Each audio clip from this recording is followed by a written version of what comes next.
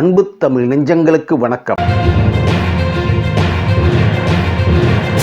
தனுஷ் ஐஸ்வர்யா விவாகரத்து வழக்கில் தீர்ப்பு. நடிகர் தனுஷ் ஐஸ்வர்யாவுக்கு விவாகரத்து வழங்கி சென்னை குடும்ப நல நீதிமன்றம் தீர்ப்பளித்துள்ளது. தனுஷும் ஐஸ்வர்யாவும் பிரிவதாக 3 ஆண்டுகளுக்கு முன்பு அறிவித்தனர். ஆனால் 6 மாதங்களுக்கு முன்புதான் விவாகரத்து மனு தாக்கல் செய்திருந்தனர். கடந்த வாரம் நடந்த விசாரணையில் சேர்ந்து வாழ பிடிக்கவில்லை என இருவருமே தெரிவித்திருந்தனர். இதனால் ஒருமித்த கருத்தின் அடிப்படையில் இந்த தீர்ப்பு வழங்கப்பட்டுள்ளது. தமிழ் திரையுலகின் மிக உச்ச நடிகரான ரஜினிகாந்த் 2004ஆம் ஆண்டில் தனது மூத்த மகள் ஐஸ்வர்யாவை தனுஷுக்கு திருமணம் செய்து வைத்தார். அந்த காலகட்டத்தில் வளரும் நடிகராக இருந்த தனுஷுக்கு ரஜினி மகள் ஐஸ்வர்யாவா என திரையுலகினரே வியந்தனர். ஆனால் சுமார் 18 ஆண்டுகளாக சேர்ந்து வாழ்ந்து வந்த அந்த தம்பதி 2022இல் பிரிவதாக அறிவித்தது. சமாதான முயற்சி தோல்வியடையவே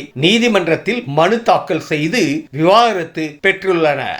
ஐஸ்வர்யா இயக்கத்தில் 2012ஆம் ஆண்டில் வெளியான திரைப்படம் 3. ஹீரோவாக தனுஷுவும் ஹீரோயினாக ஸ்ருதிஹாசனும் நடித்திருந்தனர். இப்படமே தனுஷ் ஐஸ்வர்யா வாழ்க்கையில் புயலை ஏற்படுத்தியதாக கூறப்படுகிறது. படப்பிடிப்பின் போது தனுஷ் ஹீரோயின் இடையே நெருக்கம் அதிகரித்ததாகவும் இதனால் தனுஷ் ஐஸ்வர்யா பல மாதம் பேசாமல் இருந்ததாகவும் இதுவும் விவாகரத்து வரை செல்ல ஒரு காரணம் எனவும் கூறப்படுகிறது.